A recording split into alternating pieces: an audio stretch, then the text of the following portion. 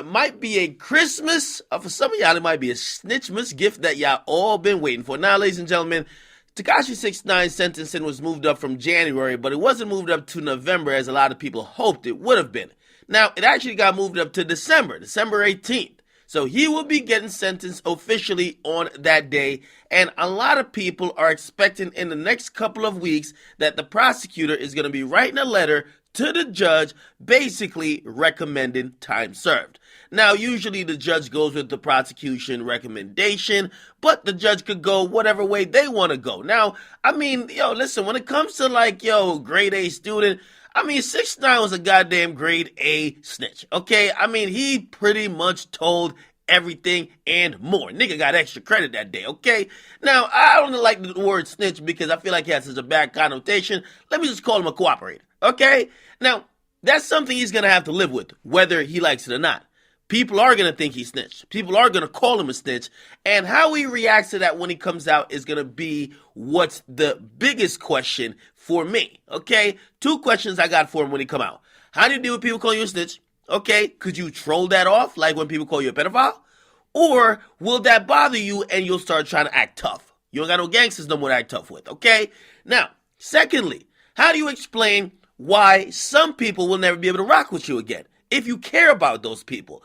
Again, not that you probably told on the kidnappers, but people are going to really get into the case and say, yo, well, you told a nigga to go shoot Chief Keef, and it was said that you were down to testify against him too. What's up with that? So we'll get answers for all of those things. But for the people who thought he was going to go into hiding and go into witness protection, I told you he wasn't.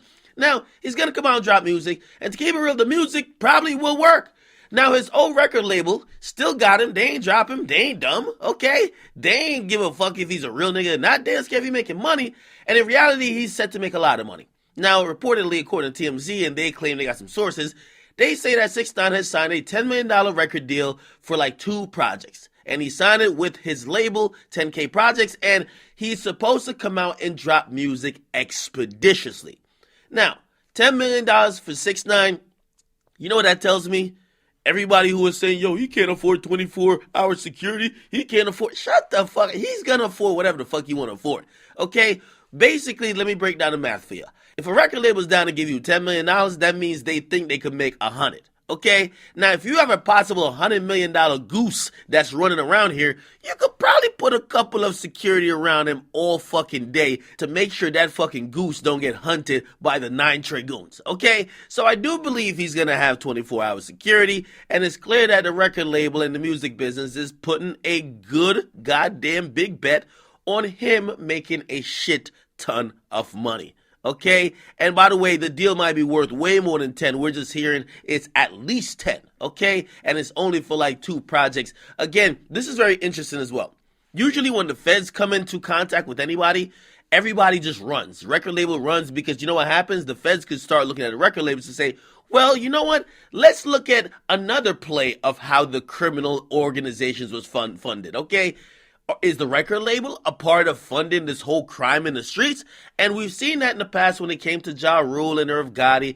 All their affiliations when it came to big corporate businesses ran for the hills. Because you know what? The feds showed up to their doors with subpoenas. Nobody likes subpoenas, especially when you're big corporate record labels like UMG or Warner or whatever. You don't want to have to deal with that type of shit. So you dip. But for this case, maybe just because of how 6ix9ine is handling it, they're sticking right by him, and they're like, all right, bro, as long as you won't come out and you're willing to accept the risk that people do want to kill you and you want to do music, fine. We'll put some security around you, take this big-ass deal, and we gonna make a lot of money, okay? We give you 10, you give us 100.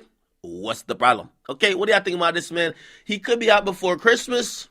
Are y'all excited? Would that be the Christmas gift y'all wanted? Let me know, man. It's your boy, Jackademics. If he's really smart, he'd come out and just change his hair color to just red and white. I don't know, bro. It's your boy, Academics, getting comment box. Make sure you guys like them, subscribe. Got more updates coming up. Make sure you subscribe and hit that notification bell, too, that you'll miss a video, all right? Oh.